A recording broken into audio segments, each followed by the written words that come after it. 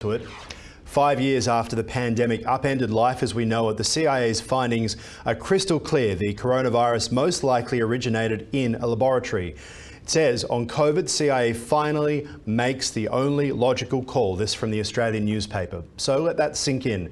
Despite exhaustive global searches for a natural animal host, the evidence has simply never materialised. Yet, while governments and scientists scrambled to protect their reputations, one uncomfortable truth kept bubbling to the surface: that a lab in Wuhan, at the heart of the storm, was conducting high-stakes research with potentially catastrophic consequences. Documents revealing that some of the very experts who dismissed the lab leak theory as conspiracy nonsense were privately entertaining it as plausible. Panic swept through the Wuhan Institute of Virology when the pandemic first began, raising serious questions about transparency and trust. Why did these revelations take so long to come to light, and why were legitimate questions and concerns dismissed so swiftly? What are your views on this? Well, I think it's really quite disturbing that that after all of these years, there is an admission that yes, possibly this could have come out of the lab, that many people said at the time, but they were dismissed.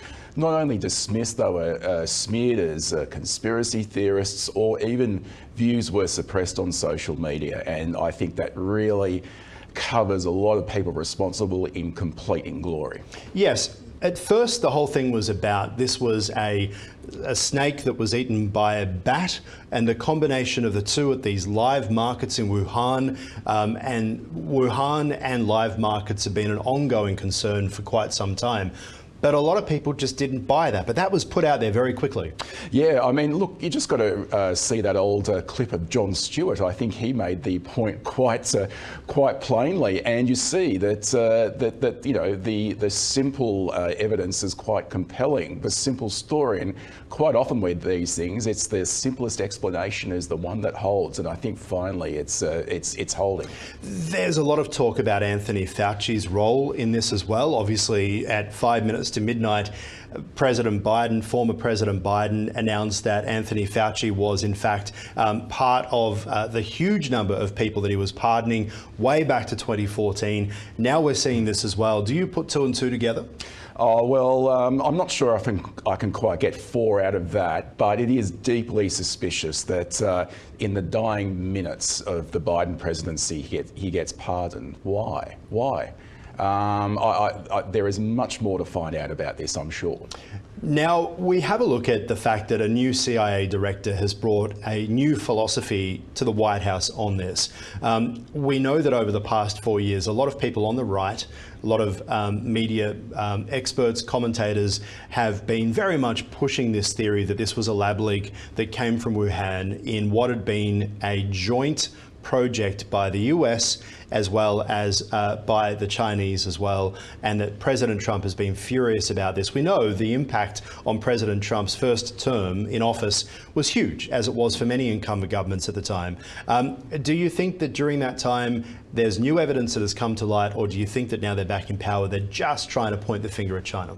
Yeah, look, I would be surprised if there is actually anything new here. I'm sure this information has been available all along to the intelligence community in the US, but for political reasons, the lab leak theory was dismissed.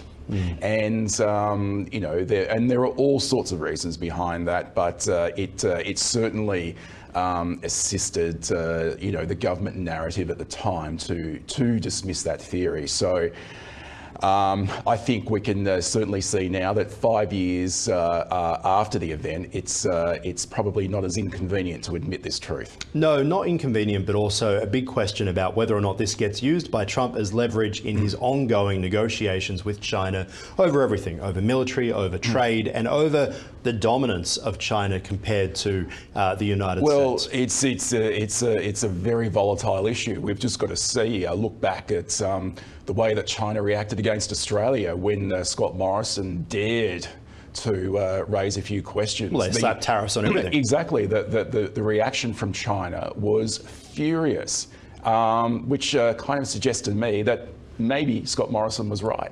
All right.